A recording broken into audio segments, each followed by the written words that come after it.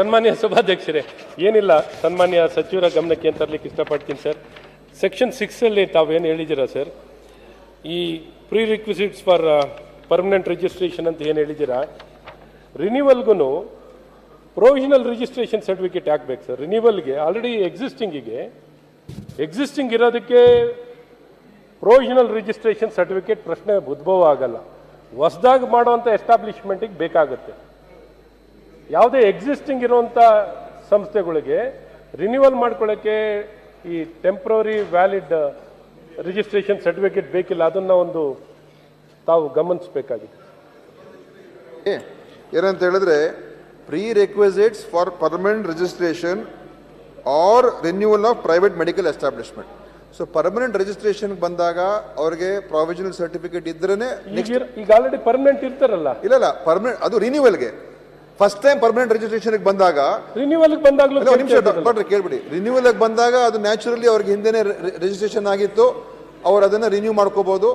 ಆಯ್ತಾ? ಆ renewal period ತೊಂದರೆ ಆದ್ರೆ ಈಗ ಪ್ರೊವಿಷನಲ್ ಸರ್ಟಿಫಿಕೇಟ್ ತಗೋಬಹುದು, 6 ತಿಂಗಳು ನಡೆಸಬಹುದು, ಅದು ಆಗ್ತದೆ. ಇನ್ನೊಂದು ಫಸ್ಟ್ ಟೈಮ್ ರಿಜಿಸ್ಟ್ರೇಷನ್ ಬಂದಾಗ ಪ್ರೊವಿಷನಲ್ ಇರಲೇಬೇಕು. ಅಲ್ಲ, ಆ ರೀತಿ ಓಲ್ಡ್ ಎಸ್ಟಾಬ್ಲಿಷ್ಡ್ ಇದ್ರೆ ರಿನ್ಯೂವಲ್ ಬರ್ತಾರೆ. ರಿನ್ಯೂವಲ್ ಬಂದಾಗ ಏನಾದರೂ ಡಿಲೇ ಆಗ್ತಾ ಇದ್ರೆ ನಾವು ಪ್ರಾವಿಷನಲ್ ಕೊಟ್ಟು ಮತ್ತೆ ರಿನ್ಯೂ ತಗೊಳ್ಬಹುದು. ಪ್ರೊವಿಷನ್ ಅಂತ ಹೇಳ್ಬೋದು. ಅದು ಯಾಕಂದ್ರೆ ಇದು ಎರಡಕ್ಕೂ ಅಪ್ಲೈ ಆಗ್ತದೆ. ಇದು ಪರ್ಮನೆಂಟ್ ರಿಜಿಸ್ಟ್ರೇಷನ್ ಅಪ್ಲೈ ಆಗ್ತದೆ. ಫಸ್ಟ್ ಟೈಮ್ ಬರ್ತಾ ಇರೋರಿಗೆ ರಿನ್ಯೂವಲ್ ಒಂದು ಬಂದವನು ನೀವು ಹೋಗ್ಬಿಟ್ಟು ಡಾಕ್ಟರ್ ಹಂಗ್ ಬರದೇ ಇಲ್ಲ. ಈ ಆಕ್ಟಿನಲ್ಲಿ ಅರ್ಥ ಇರೋದು ಆಗಿಲ್ಲ, ಬರದೇ ಇಲ್ಲ, ಬರದೇ ಇಲ್ಲ. ಪರ್ಮನೆಂಟ್ ರಿಜಿಸ್ಟ್ರೇಷನ್ ಇದ್ರೆ ಸಮಸ್ಯೆನೇ ಇಲ್ಲ. ಆಕ್ಟ್ ಅಲ್ಲಿ ಆಗಿದೆ ಸರ್. ದಿನೇಶ್ ಅವರೇ, ತಾವು ಹೇಳ್ತೀರಿ ಆ ವರ್ಡಿಂಗ್ಸ್ ಏನಾದ್ರೆ ನಾನು ನೋಡ್ತೀನಿ ಮನೆ ಸಭಾಧ್ಯಕ್ಷರೇ. ತಾವು ಹೇಳ್ತೀರಿ ರಿನ್ಯೂವಲ್ಗೆ ಅದೊಂದು ಕಂಪಲ್ಸರಿ ಅಲ್ಲ ಪ್ರೊವಿಷನ್ ಮಾಡ್ತದೆ ಅಂತ ಹೇಳಿ, ಏನು ಪ್ರೊವಿಷನ್ ಇದಕ್ಕೆ. ಮತ್ತೆ ಇವರೇನು ಹೇಳ್ತಾರೆ, ಮತ್ತೆ latest May misuse by the officers, ಅದು ಕ್ಲಾರಿಟಿ ಅಲ್ಲ. ಆಯ್ತು, ಅದರಲ್ಲಿ ಏನಾದ್ರು ವರ್ಡಿಂಗ್ಸ್ ಬದಲಾವಣೆ ಮಾಡಬೇಕು ಅಂದ್ರೆ ಖಂಡಿತ ಅದನ್ನು ಬದಲಾವಣೆ ಮಾಡ್ಕೊಳ್ತೀನಿ ಮನೆ ಸಭಾಧ್ಯಕ್ಷರೇ.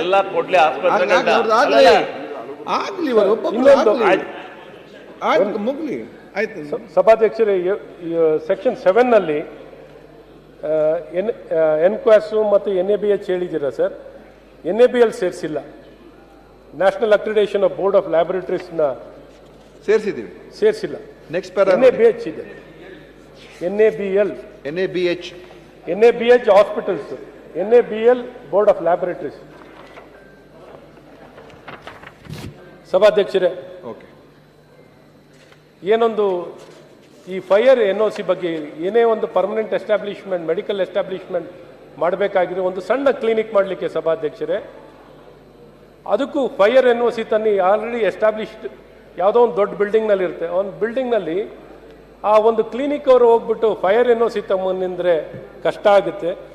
ಹಾಗಾಗಿ ಈ ಕ್ಲಿನಿಕ್ಸ್ ಎಸ್ಟಾಬ್ಲಿಷ್ ಮಾಡೋಕ್ಕೂ ಕಂಡೀಷನಲ್ NOC ಬೇರೆ ಯಾವುದಕ್ಕೂ ಪರವಾನಗಿ ಕೊಡೋಕ್ಕೆ ಬೇರೆ ಎಲ್ಲ ಒಂದು ನಿಮಿಷ ಬೇರೆ ದೊಡ್ಡ ಬಿಲ್ಡಿಂಗಿಗೆ, ಒಂದು ಆಸ್ಪತ್ರೆಗಳಿಗೆ, ಸಣ್ಣ ಕ್ಲಿನಿಕ್ಕಿಗೆ ಕ್ಲಿನಿಕನ್ನು ಎಸ್ಟಾಬ್ಲಿಷ್ ಮಾಡಲಿಕ್ಕೆ ಫೈರ್ NOC ತನ್ನಿ ಅಂದ್ರೆ ಅಲ್ಲ ಹೇಳಿದ್ದಾರೆ. ಅದಕ್ಕೆ ಬೇರೆ ಯಾವುದೇ ಪರವಾನಗಿ ಕೊಡ್ತಾ ನಾವು ಈ ರೀತಿ ಕಂಡೀಷನ್ಸ್ ಇರಲ್ಲ ಸಭಾಧ್ಯಕ್ಷರೇ. ಎಷ್ಟೋ ರಾಜ್ಯದಲ್ಲಿ ಈ ರೀತಿ ಕ್ಲಿನಿಕ್ಸ್ ಎಸ್ಟಾಬ್ಲಿಷ್ ಮಾಡೋಕ್ಕೆ ಲೈಸೆನ್ಸ್ ತಗೊಳ್ಳುವಂಥದ್ದು ಕಂಡೀಷನ್ನೇ ಇರಲ್ಲ. ಆದರೂ ನಮ್ಮಲ್ಲಿ ಮಾಡಿದ್ವಿ, ಓಕೆ ಮಾಡಲಿ. ಬಟ್ ಈ ರೀತಿ ವಿಪರೀತ ಕಂಡೀಷನ್ ಮಾಡಿದ್ರೆ ಯಾರು ಕ್ಲಿನಿಕ್ಗೇನು ಒಂದು ಪರವಾನಗಿನೇ, ಒಂದು ಲೈಸೆನ್ಸ್ ತಗೊಳ್ಳೋಕ್ಕೂ ಕಷ್ಟ ಆಗುತ್ತೆ. ಕಂಡೀಷನ್ ಹಾಕಿದವರು ಯಾರು ಹಾಕಿರೋ? ನಾವೇ ಸರ್ಕಾರದಲ್ಲಿ. ಯಾವ ಡಿಪಾರ್ಟ್ಮೆಂಟ್? ಸರ್ಕಾರ sir. Last time sir Ramesh Kumar Saheb ಇದ್ದಾಗ ಅದನ್ನು ಮಾತಾಡದಂತ ಹೇಳಿದ್ದಾರೆ.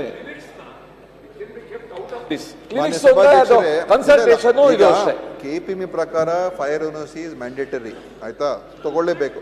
ನಾವು ಈಗಾಗಲೇ ಫೈರ್ ಸೇಫ್ಟಿ ಡಿಪಾರ್ಟ್ಮೆಂಟ್ ಜೊತೆ DGP ADGP ಎಲ್ಲರ ಜೊತೆ ಕೂತ್ಕೊಂಡು ಒಂದೆಲ್ಲ ಡೀಟೇಲ್ ಡಿಸ್ಕಷನ್ ಆಗಿದೆ. ಎಲ್ಲೆಲ್ಲಿ ಸಡ್ಲೀಕರಣ ಮಾಡಬೇಕು, ಎಲ್ಲೆಲ್ಲಿ ನಾವು ಸಹಾಯ ಮಾಡಬೇಕು, ಅದೆಲ್ಲವೂ ಕೂಡ ನಾವು ಅವ್ರಿಗೆ ಹೇಳಿದ್ದೀವಿ. ಅವರು ಈಗ ಒಂದು ಅಂತಿಮ ತೀರ್ಮಾನಕ್ಕೆ ಬರ್ತಾ ಇದ್ದಾರೆ. ಸೊ ನಾವು ಅದು ಡೀಟೇಲ್ ಡಿಸ್ಕಷನ್ ಮಾಡಿದ್ದೀವಿ. ಅವರು ಆರ್ಡರ್ಸ್ ಇಶ್ಯೂ ಮಾಡ್ತಾರೆ. ಅದರಲ್ಲಿ ಎಲ್ಲೆಲ್ಲಿ ಸಡ್ಲೀಕರಣ ಆಗುತ್ತೆ ಅವ್ರು ಮಾಡೋದಕ್ಕೆ ತಯಾರಾಗಿದ್ದಾರೆ. ಅವರ ಒಂದು ನಿಯಮಗಳ ಪ್ರಕಾರ ಅವ್ರು ಮಾಡ್ತಾರೆ. ಗ್ಯಾರಂಟಿ ನ್ಯೂಸ್, ಸುದ್ದಿ ಖಚಿತ, ನ್ಯಾಯ ನಿಶ್ಚಿತ.